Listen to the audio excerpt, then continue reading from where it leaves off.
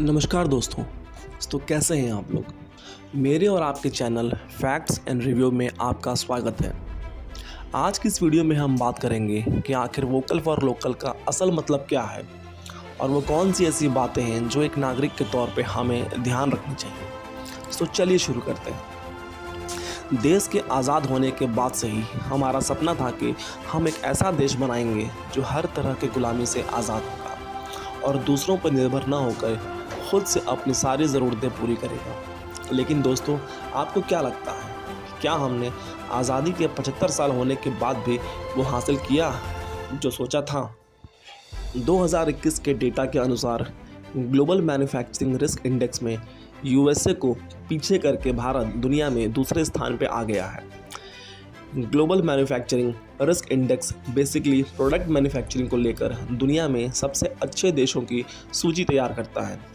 और अगर हम 2020 के डेटा की बात करें तो भारत तीसरे स्थान पर था और यूएसए दूसरे स्थान पर था। जैसा कि भारत ने ग्लोबल मैन्युफैक्चरिंग रिस्क इंडेक्स में यूएसए को पीछे करके दूसरा स्थान हासिल किया है दोस्तों, तो वो दिन भी दूर नहीं है कि भारत चाइना को पीछे करके दुनिया में नंबर 1 पोजीशन पे आ जाएगा।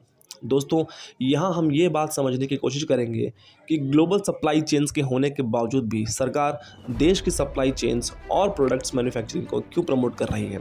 किसी भी विदेशी कंपनी से सरकार को कई तरीके से फ़ायदे होते हैं, जैसे कि उनसे मिलने वाला टैक्स, लोगों को बहुत सारी नौकरियाँ, अच्छे क्वालिटी वाले प्रोडक्ट्स, और फिर ये कंपनीज होने वाले प्रॉफिट को अपने देश में ले जाती हैं और अपने बिजनेस को और बड़ा करने और अपने देश में इन्वेस्टमेंट और नौकरियां में भी लगाती हैं।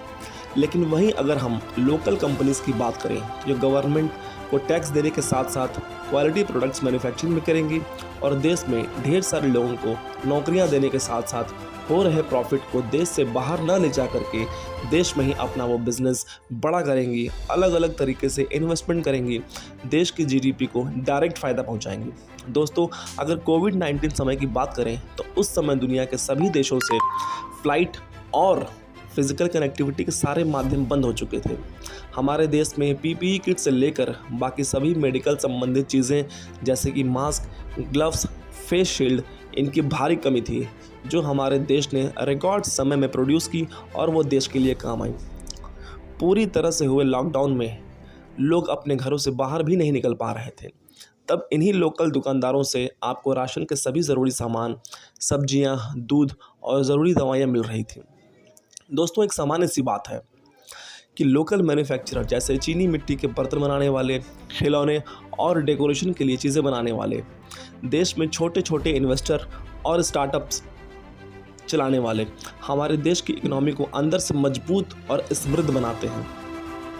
एग्जाम्पल के तौर पे फिज़िक्स वाला, ओला, स्विगी, जोमेटो, ये सब हमारे देश के लोकल स्टार्टअप्स हैं जिन्होंने देश की इकोनॉमी को मजबूत करने में बहुत सहायता की है। वैसे ही शहर, ब्लॉक और पंचायत स्तर पे बुनकर, मिट्टी के बर्तन और दिया सुराही बनाने वाले, टी फ्रेंचाइजी और रेस्टोरेंट चलाने वाले लोग, जिन्हें अगर हम सपोर्ट करें तो इसका मतलब ये बिल्कुल नहीं है कि हमने ग्लोबल चीज़ों का इस्तेमाल करना बंद कर दिया है।